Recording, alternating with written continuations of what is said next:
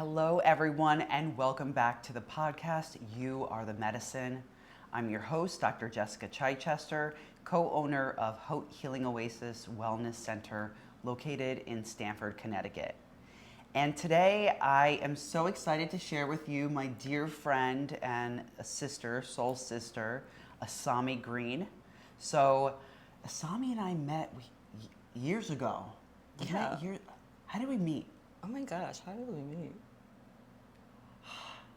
It's in a vortex. Yes. I don't know. We went somewhere, somewhere through the rainbow. And so I'm really excited to share Asami with you today. She is an intuitive artist, a Reiki master, and a meditation muse. So today we're going to dive deep into that. So going back to how we met, though, I don't know if we met at an event. Could have been at either at Haven or maybe TLC. No, I introduced you to Haven. Remember, That's I got your true. artwork into Haven with Felicia. You didn't That's know. true. Maybe it was Tribe TLC. Maybe it was TLC, yeah. So, Asami, I saw her artwork. Oh my gosh, my hair now, but that's okay. I saw her artwork years ago, and I was just moved by it because it was something so different than I have previously seen out there. So I loved how you used a combination of crystals plus paint, and you can tell that there was something different, and you told me that you had Reiki infused art. Mm-hmm. So what does that mean, Reiki infused art, for our listeners? So over the years, I started to, unconsciously, started to infuse energy, healing energy, into my paintings. Mm-hmm. And I've always been interested in learning more about crystals and colors. Mm-hmm. And combining the two was just a huge sort of like an elevated, like really a shift in my creativity. And also the more I put my thoughts, feelings, and emotions into what I was creating, the painting just comes alive. But with certain intentions of healing purposes behind it. So I started to really focus on what crystals had certain metaphysical healing properties and what colors represent, and also like the 7 colors of the chakras, just like the 7 colors of rainbows.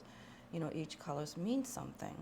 And so I wanted to merge all that in a very spiritual way to hopefully capture people's attention, to feel that energy coming off of my art, to help their own journey on personal healings. And the more I really open my heart to dive into creating each and every single one of my art, sort of it became healing on its own, for my own healing as well as for others. Mm-hmm. So when I met you, I could feel that off of you, that when you talked about your art, it was with this deep, innate passion, like this resonance, this place that it feels like home to you. Mm-hmm. And just having that conversation with you helped me to really, gave me the bridge to actually connect deeper with your artwork.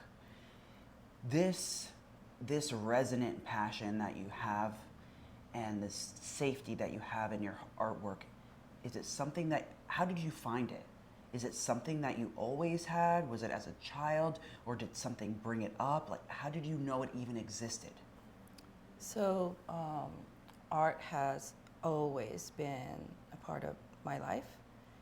As far as I can remember, as far as I have memories of, art was something where I always turned into, like when I was having difficult time, even throughout my early childhood years or through my adolescent years. And then I think especially after coming to America 48 years ago now. Wow. I actually just had my anniversary. August 4th is my anniversary of first day I arrived in America back in 1976.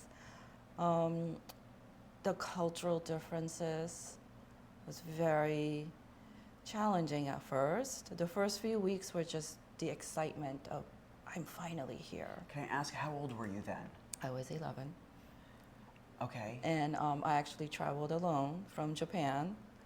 My mother, with her new husband, and my younger brother was born at the time, and they decided to start their life in New York ahead of me. So I was raised by my grandparents for most of my childhood years.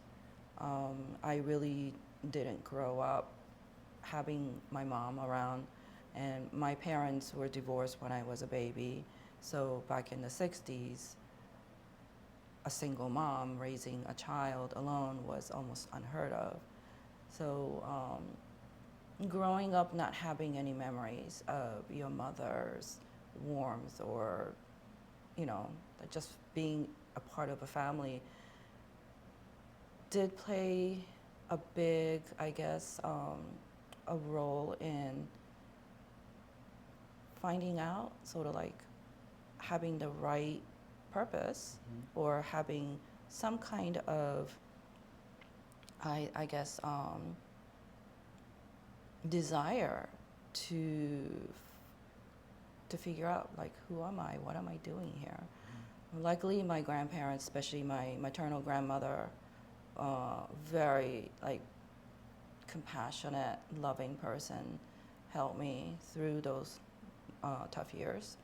And I remember we always did art together. She was an artist herself, and we always like drew and color, and she always took me out for a nature walk, and just talking about nature, and like through the 4 seasons, how the colors of the leaves change, and like in the spring you see like new growth, and she was very like, I think she's the person who really taught me about nurturing and nature, and how that is like important within all of us. And so once I then moved to New York, I mean, New York is very different from growing up in Japan. Yeah. And first it was the language. I think maybe it took me about 2 to 3 years until I felt comfortable speaking English. I did go to after school English classes when I was back in school. I remember I have this clear vision of myself. I think I was in first grade. Right after school, I would go to this like building, and I would be sitting next to college students learning English. But learning English was fun for me, and I got to meet cool college student, people. And actually, the class was being taught by an English professor, so it was a great experience. So I didn't feel like I didn't know English at all, but learning by the textbook versus actually being here and living in America is different. So and I'm shy, at first I'm very shy. So it took me, a couple of years at least to like really feel like, okay, I can actually talk English, I can actually speak English, and I can actually make friends and like be me. Do you feel like during that time, did your artwork still influence you? So, you had this moment where with your grandmother walking, I could just see it, like it was like you guys were painting while you were looking at things, right? It almost feels like that. And then, having this abrupt change and coming to America and working on learning the language, were you still immersed in your art when you came? What was the role that art played in your jump from one country to the next, in one life from the next? I think it's how we express ourselves, your thoughts and emotions. And especially like when you're little and you're still growing up, you might not exactly understand what you're feeling or what you're thinking, or like, what am I supposed to think? But I think art really helped me express whatever it was that I was feeling at that moment, whether it was the excitement of being in New York, like living in the Big Apple, or feeling a little bit of a fear, or like of, okay, it's like, what am I gonna do now? It's like, what am I gonna be when I grow up? That type of thing. I think all came through what I was, whether it was drawing or painting. I think it all kind of like came through. Was there a time where you felt like, just doing art and doing it and helping you process, but, and when we're young, it sounds like, just in general, we're just not always aware of what it's doing for us and what we're doing for it. When was like the moment that you became aware that your artwork was more of a spiritual practice for you? Like, what was that path like to getting there? I think it was during the time when I decided to go back to school, go back to college, to pursue my art degree as an adult. What do you mean go back to school? You were there before? So growing up in New York, and through my teenage years and then early 20s, I got married at age 30 and moved to Connecticut and had 2 beautiful daughters. And when both of my daughters were in school, I felt now's the time to really discover who I am as a person, not as a mom, not as a wife, but like, who am I as a person? I felt I had, like, my life in New York, I felt like I was just kind of like surviving and just going along with work and friendships and all that, and then getting married and then becoming a mom, but I kind of felt like I lost myself. I didn't know who I was. I didn't know what can I do? What are my potentials that I'm still, I felt like something was not discovered within me. And so I went back to school, and seeing beautiful like illustrations and paintings made by students like made me think, can I really do that? Can I really, like, because every time I spend time creating art, it made me feel happy. It really, like, it gave me joy to be creating something beautiful to look at. And that was the moment when I felt, it doesn't matter if I cannot illustrate or paint as well as these people, but I'll find my own style, my own purpose in my own creation. And it's okay if some people don't think it's great, or it's okay, it's like, I'm my own creation. I create my own dreams, reality. And so I wanted to just discover my creative skills.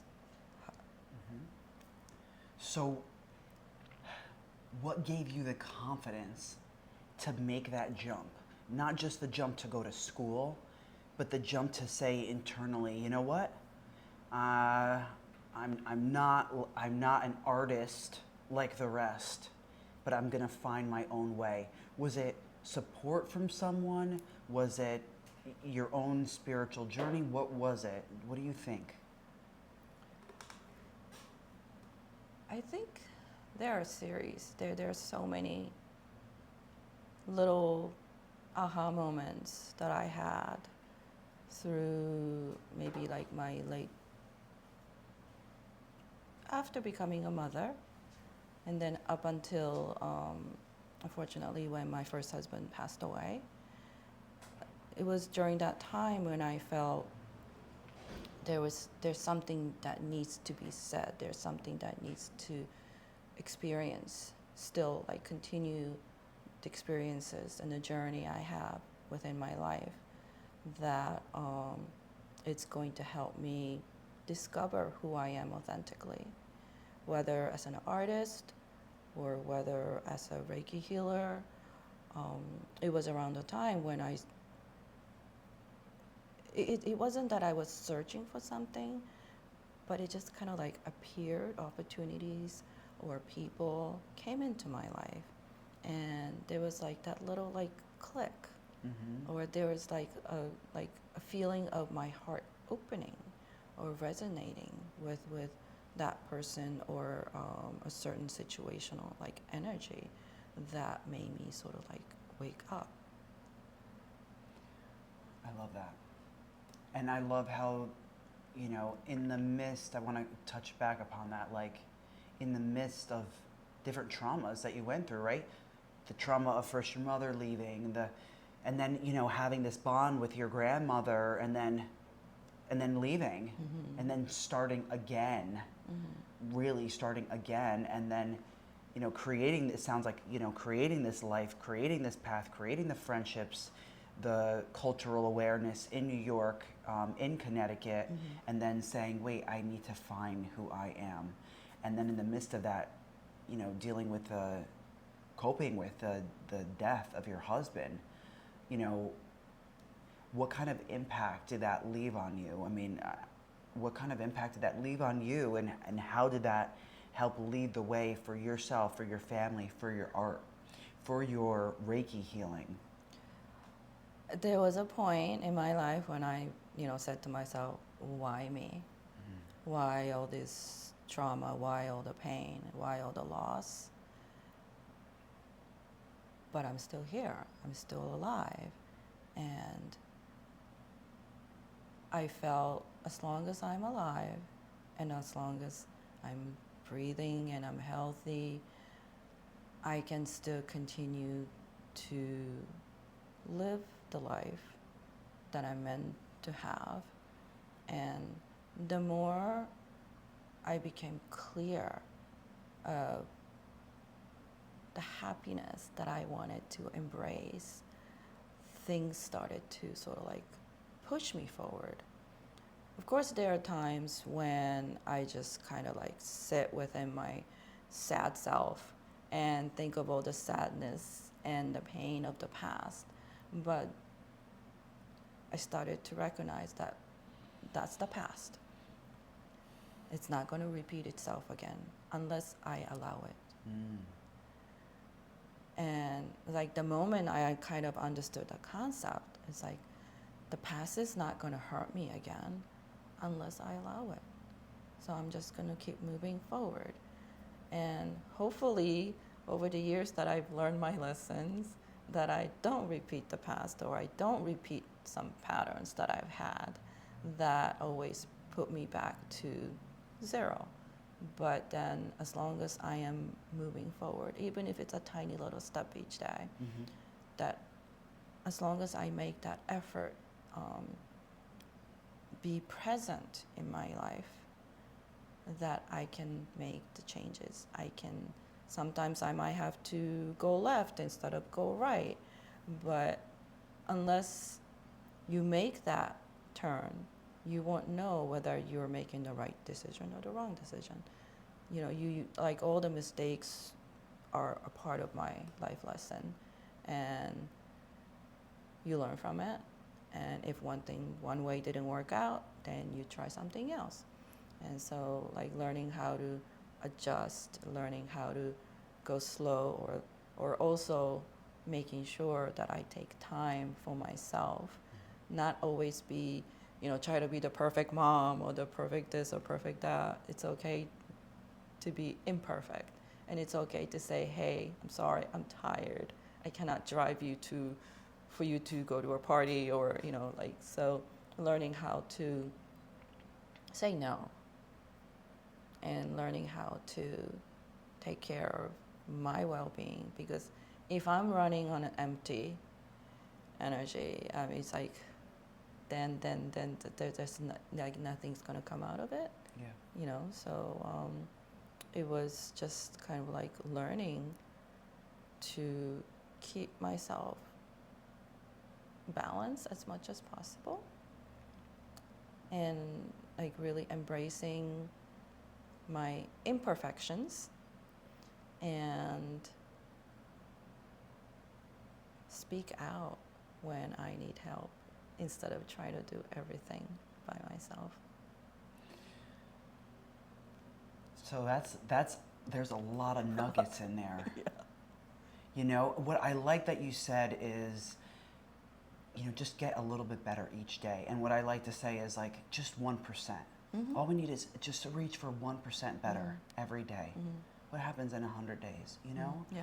And some days are more than others, right? We might go up a little bit and then come back down, but if we have our eyes going forward and our heart with the intention of going forward, then even when we think we're sliding back, it's still part of sliding forward. Right. It's still part of the shedding. Right. And I think one thing, you know, my mother's an artist. I come from a family of engineers and artists. They're all, it's interesting, even like doctors that are also artists. But, you know, one thing that I learned always painting with my mother and stuff is like art is always messy. And like life is always It's messy. And so it's not about not making a mess, but it reminded me of what you just said, how to pivot, how to switch, how to be resilient. We'll talk about that in a moment, you know, how to be resilient when things are seemingly messy.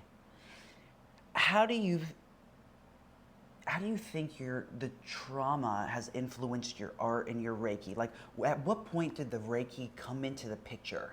At one point, you know, in this whole painting life, right? This whole life canvas that you've had, like, at what point did the need or the want for Reiki come in? And how did that help you transmute your trauma? So I think the very first time I experienced Reiki was when I was like a teenager. Okay. And I didn't even know what it was. I used to suffer really bad cramps. And my babysitter back then, this is back in New York, I remember her, like, she saw me suffering and nothing helped. And she's like, lie down and just close your eyes. And then I remember her putting her hand on my belly. And then I remember how warm and hot her hands, like just a light touch. And for like a couple minutes, she just kept her hand there. And then after that, like, my cramps were gone. And I was like, what? How did that happen? And then, you know, I had forgotten about it. And up until after when my first husband passed away, this is now 15 years ago, I guess I needed healing. And it just by happens, there was a healer locally in Fairfield. She was having sort of like an open house event, and through friends that we had, I went, and I immediately resonated with how her energy felt so soothing and healing. And then I met a few other healers, energy healers, whether it was Reiki or through sound healing or all the other modalities, you know, that was available. I wanted to know more because something just drew, like, I was drawn to the energy. And the more I started to learn about Reiki for my own healing, I was like, wait a minute, this is the same thing that I felt years back. And then of course Reiki originated from Japan, and so it's like everything sort of came together, like having one of those aha moments. And understanding how Reiki works Wow. and how we're, like learning more about how energy is all around us and how important it is to have this freedom of having this like energy flow through our body, and how Reiki can also, guide and healing the blockages that we have within ourselves, whether it's the emotional, physical, or mental blockages, and how just understanding how energy works was amazing and fascinating. And the more I studied, one day my Reiki teacher said to me, it's like, Asami, I think you need to go deeper. And she suggested that I become a Reiki master so that I can also share the healing energy that I have within myself, to share that with others who might benefit from knowing me. And with all that, like energy flows. And when I'm painting, whether it's with a brush or like literally just splashing colors, the paint colors on canvas, it's like it's a flow, it's an energy that's flowing from my heart through my arms, my hands, onto the canvas.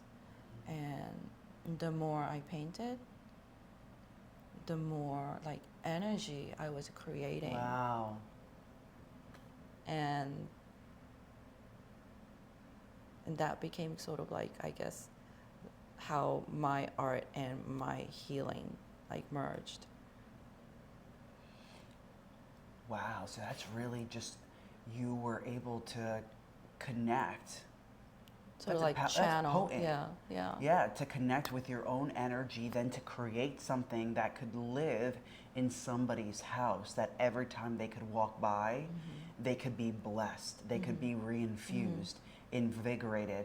And is that how the crystals also came into the art? How did the crystals come into the art? So I've collected crystals all throughout my life. And I think it was during the initial learning stages of more about Reiki, and I started to study more about what healing properties different crystals had. And then the colors, I mean, crystals and its colors, and yeah. So I was always fascinated, and the more I learned about crystals, the more I wanted to like include that into my creation. And I never have an idea or a plan of how this particular art or how this canvas, what the canvas is gonna turn into. But it's always, I guess, like intuitively knowing how I want to feel when this particular art is created, and the type of healing that it was sort of expressing.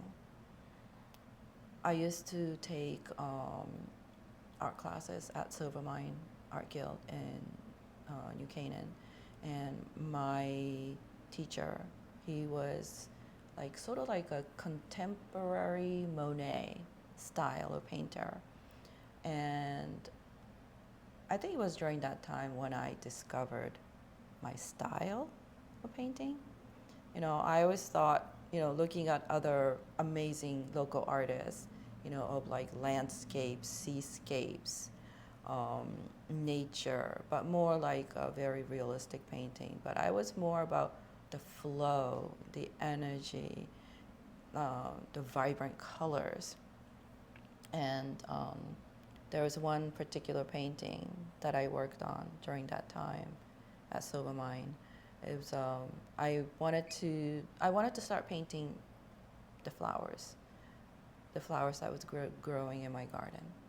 And there was a picture of an iris, and on a big 30 by 30 canvas. And I started off thinking I'll just make like a close-up painting of that iris. But instead of coloring in the petals with whether it was, I think it was a purple, almost black iris. It was like one of my favorite. And instead of coloring the petals of the, you know, the very sensual, like feminine energy that, you know, iris represents, I decided not to, but to let the background come through. So like for me, it was like allowing yourself to be seen. And that was one of my like biggest aha moment as an artist. And I remember my teacher, my instructor, standing behind me, and I could sense him just looking at my paintings. And I look back, and he's got this biggest smile on his face, and he's like, "You did it, didn't you?" And it's like, and I know exactly what he was talking about, that I discovered myself in that painting, that I felt, okay, I'm really ready to be seen. Instead of being covered up, you know, it's like I'm ready. And it makes me just it's profound, Yeah. because so often we think we need to control things, especially like having that dynamic. I don't know really how the Japanese culture is, but over here, Fairfield County, I'm thinking about all the statistics, like women even wait till they're older to have children, like they want to be established, all this first. And in a lot of ways, when you look at the statistics for this area, it's putting the career, women putting the career first, everything getting set up first, and then having children and all of that. But what I'm just listening to from even your painting is allowing, in the midst of everything, in the midst of all the chaos, all the things that we want to hold on to and control, allowing the feminine to come through. Allowing the surrender. Yeah. About that, instead of saying it's the feminine, allowing the surrender, which is the feminine, to come through and to be seen. How often it was that channeled creation that was actually teaching you more about yourself. And so what do you hope that your art teaches others? What do you hope that your art gives to others? That it, first of all, to like take a moment or two, hopefully more, to just be yourself, you know, without the influence of anything else, anybody else around them. Just be yourself.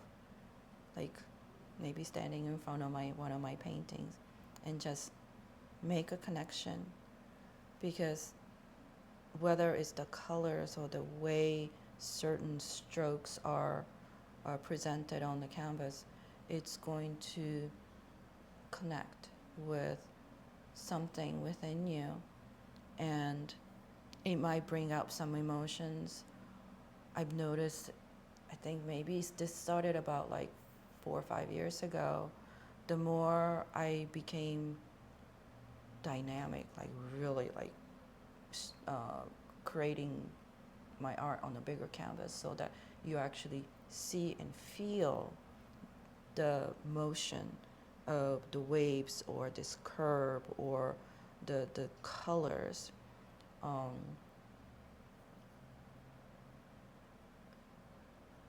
The audiences who see my art, I've noticed when I can also almost tell when they have their aha moments, making that connection with my art. And most often, I see them in tears. And if something within them has awakened them, or something within them have maybe made them realize something that was being lost, that it's still within themselves. Or I love that you said something being lost that's still within themselves, because I remember I have a piece of your art, and what I love also about Asami's art is that it comes in all different sizes. So I have this like cute little, what size is that? I Do you think the know? one you have is a 4-inch square. Yeah. Yeah. And I really like this 4-inch square because Because it could be anywhere. it could be anywhere, and it relocated so abruptly, and then it's just like, it's like a little taste. It's like the cherry on top of everything. So I actually look at it every morning because it's right in my windowsill. And so, you know, it's white and just the gold and the citrine and the gold around it. And how it captures the sunlight. How it captures the sunlight and that flow and that splash. It feels very expansive. And it, you know, I remember when I first saw it, it made me feel like rich, like this wealth, this high vibration light inside of me. And so sometimes when I get stressed, obviously when we get stressed, like our vibration lowers, right? We're more in like fight, flight, freeze. Yeah. So when I would look at it, it would just help to move that, right? That flush. It was like a wave of gold. Yeah. And just to remind myself, because I do that sun meditation every morning, just to remind myself to bathe me in that gold white light. So it reminds me of what I think is lost at times. Yeah. To go, no, wait, it's still right there inside of you. Like, Right. Yeah. just flush it real quick. You know, it's like with while you're growing up and like beliefs that were taught by your parents or the culture or the society or like things you might, you know, like see on media or whatever, you know, it affects us. And I think most often all of us have all these layers and layers and layers of things that we accumulated within ourselves. And because of that, you know, not all of that might be good for you know, our well-being. But because everybody else does it, we think, oh, I should too. I think especially after when I became a single mom and with 2 kids, I was just trying to survive, and I was just trying to be more like people around me. So even if something didn't feel right, or something felt little strenuous, even for my children, I just kind of kept up to people's expectations. But then I think I got to a point where, no, this is not right. It's like, why is it, you know, life is so hard? Because life felt hard because I was keeping up with people's expectations instead of being my own self. And so even raising my 2 daughters and even about my own career, I stopped.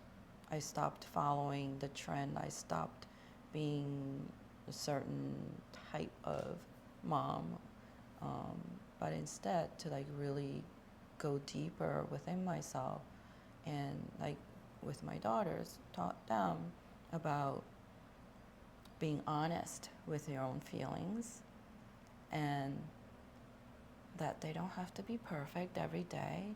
Like, they're still learning, they're still growing. We all make mistakes, and that's okay. But to say that, okay, I made a mistake. Yeah. You know, but keep moving forward. So it reminds me of the conversation that we were having earlier of just talking about the muse, and we can get to that in a moment. But also, you know, we were talking about a word that's impacted our life, your life. And it reminds me of that word for you. Can you tell everybody what that word is? And so I've had this word as a screensaver on my computer since my early 20s. Never ever changed. I've had so many computers since then, but I've always, instead of choosing an image or or colors or something, I've always had this word authenticity as my screensaver. That word always made me curious. Authenticity, what does that mean? Like, what does it mean to be authentic? What is my authentic self? Like, who am I? So all of that, it's just like, it was like a word that really kept me going, kept my curiosity going. I think we need to be curious in our life. I'm a Gemini, so I'm very curious at heart, but it's the knowledge or the stories I hear from others, the experiences, that makes my life enjoyable and full. And not everything might not resonate with me, but it's, unless you know and you try something, you don't know that. So my hope for my girls was to keep their curious minds and heart open while staying honest within for themselves, and to find themselves in a way that best fills their heart with joy. Just like you did, instead of trying to be an artist like everybody else, saying, okay, I'm not like that, I can't do that, that's not my style, let me find my own way, or let my own way, like the iris, find me. Yeah. Right? Yeah. And so then we can lead into, visions of healing. So you teach a class, you're going to be teaching it, she's going to be teaching it at Haute Healing Oasis. It's on September 26th, Yep. Thursday, Yep. 6 to 7:30. And can you just tell us a little bit about this class, what to expect from this class, the birth of this class, how did this class come up, what is it? So I wanted to, over the years, just career-wise, I used to separate the two, like myself being a visual artist, and then myself being a healer.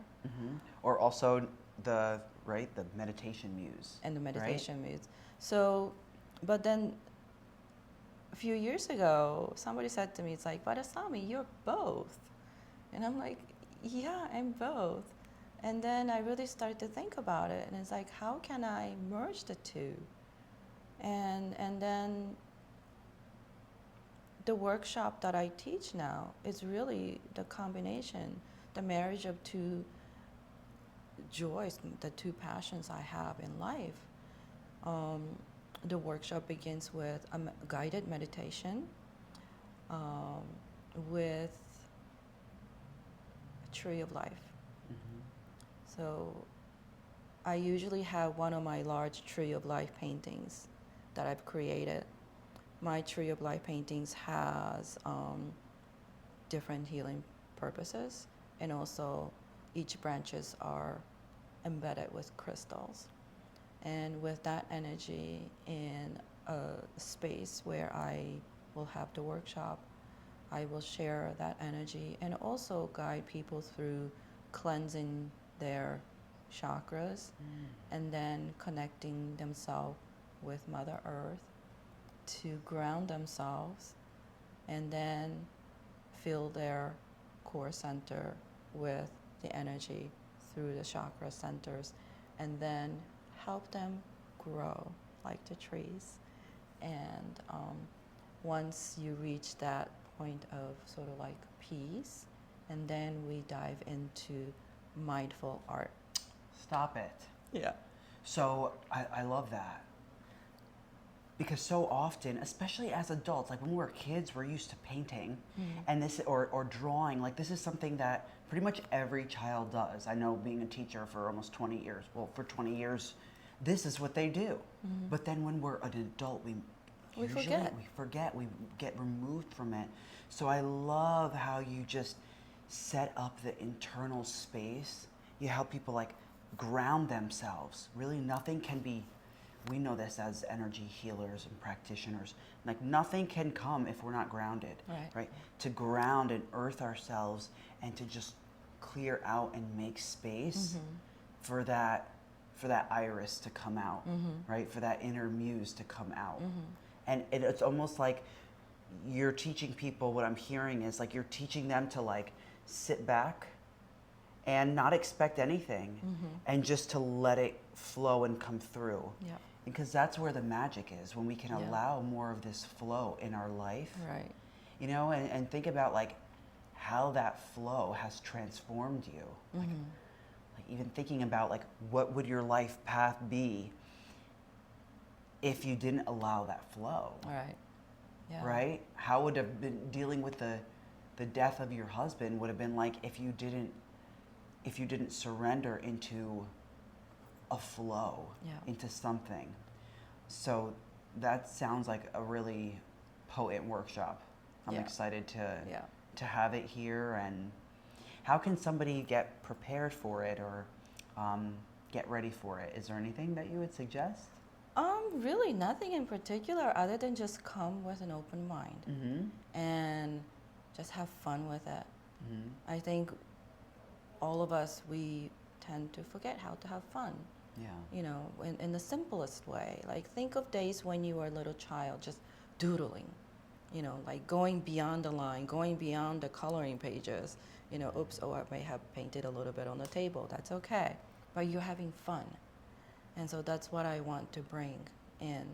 You know, once you have this peaceful state of mind, and once you can hopefully quiet your mind from your busy days, and then have fun with colors and shapes. And mindful art has its own purposes, like creating mandala is to like connect yourself with your heart-centered, you know, like mindfulness, and creating in a safe space within a circle. So it's like teaching about wholeness and cyclical life. Another one is like a vision board. Vision board is to help people have a clear vision of what you want, you know, in life. What is your desires? What is your passion? You know, what is that dream home you want to have one day? The more clear you are about what you want to have, then you can focus and you can perhaps figure out a way to then lead your energy towards that future, towards that dream that you want to make into a reality one day. Yeah. So it's all when about I think visions. about like maybe the average person, right, going, well, why do I need art? Like I'm too busy for art, or I have too much to do. It actually reminds me of Einstein. So when Einstein was working on the atomic bomb, he would like, you know, it's all math, it's equations, it's all this, it's projects. So this is like projects that we're working on in our daily life with work or family or all this, a project, a problem, whatever, a problem.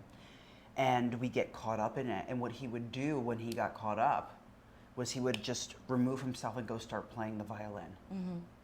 Something completely different to get him out of the element. Yeah.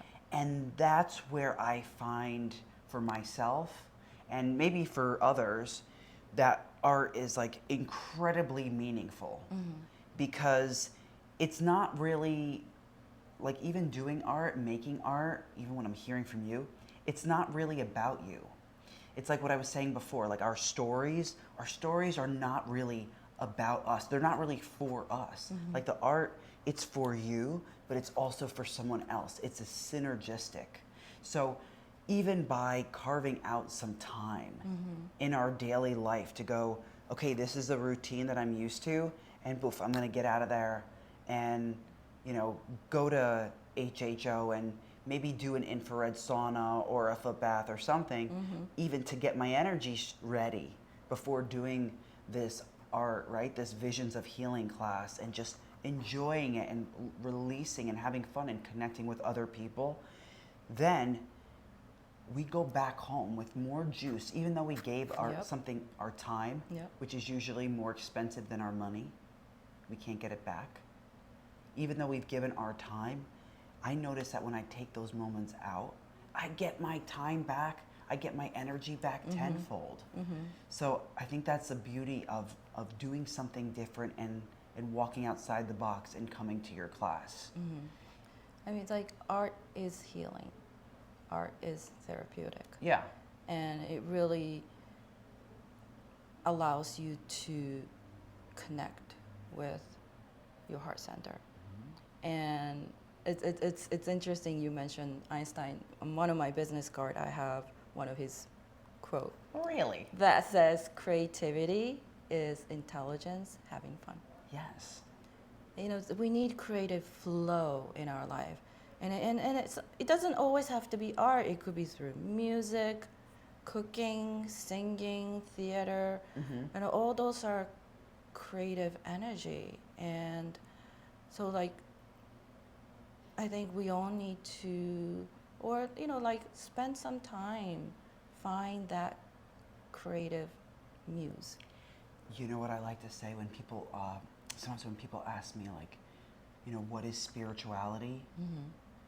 I just think spirituality is the ability to tap into our creativity.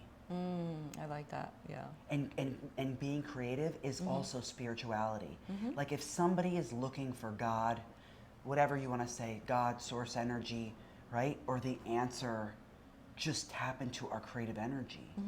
And our creative, and so often we don't have time in this culture, right? Because it's designed that way. Right. It's designed for us to work barely enough to just get by and then get that money to pay the system and put food on the table and have to do it all again, right? It's designed that way. But if we can take out a moment to tap into our creativity, which is a divine connection to God and to our own source energy and wisdom and to each other, then we come back more fulfilled. And even when we're in this cycle, we can do it with more ease, grace, flow, and fun. Yeah, exactly. Yeah. Yeah. So I love that you're reteaching or holding space. Reteaching and holding space for people to come awaken their creative juices. Yeah. Right? And to have fun with it and to maybe make a mess. Make a mess, And you figure know, out how to have fun, share Yeah. stories, truly to just reconnect with self, being, you know, enjoying the simplest pleasures in life. Yeah. And those are usually the most profound. Yes. Well, thank you, Asami, for joining us today. Thank you for joining having me. Yeah. And so if anyone is interested in finding you, how would they find you? You can find me on my website, asami.com, or you can also see variety of pictures that I post on my Instagram, asami.com, and here next month. Yeah. Yep. So you can check out Asami on our link tree. Her event is posted on there, and we also have your link in the bio for your social media profiles also. So we will see you on September 26th, 6 to 7:30 in the Center for Consciousness, this room at Haute Healing Oasis. Asami, thank you so much. Thank you for sharing your beautiful energy with us all. Yeah, thanks. Ciao for now.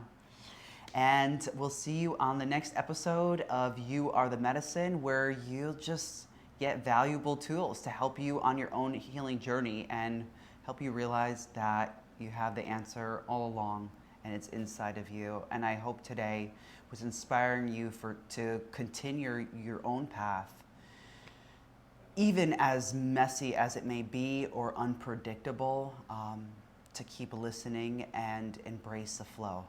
Until next time, thank you everybody. Sat Nam.